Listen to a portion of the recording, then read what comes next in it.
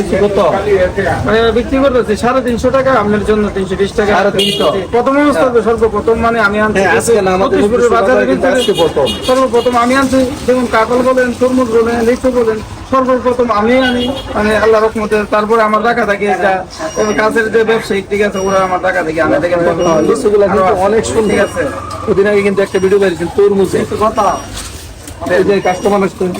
বাবা তোমরা লিচু 350 টাকা, 320 টাকা রাখা যাবে কোনো। 350 কিন্তু 320 টাকা বিক্রি করবো, আসলে সীমিত লাভে, যেহেতু নতুন অবস্থায় আছে। আর লিচুগুলা কিন্তু অনেক সুন্দর। এই যে রসমালাই, রসমালাই মধ্যে আমরা যাবো, কিন্তু আসলে রসমালাই অনেক টেস্ট। খুবই সুন্দর। যারা নতুন অবস্থায় হচ্ছে লিচু কিন্তু এখনো পুরোপুরি লিচু আসে নাই, আশা করি লিচুগুলা ভালো হবে। বাগান ভাঙা দিচ্ছে, ঠিক আছে। বাগান থেকে লিচুগুলা এই যে আমি খাগড়াছড়ি দিচ্ছি। হাগড়াছড়ি, এই যে। হাগড়াছড়ি কিন্তু আমাদের এলাকায় লিচু এখনো বেরোয়নি।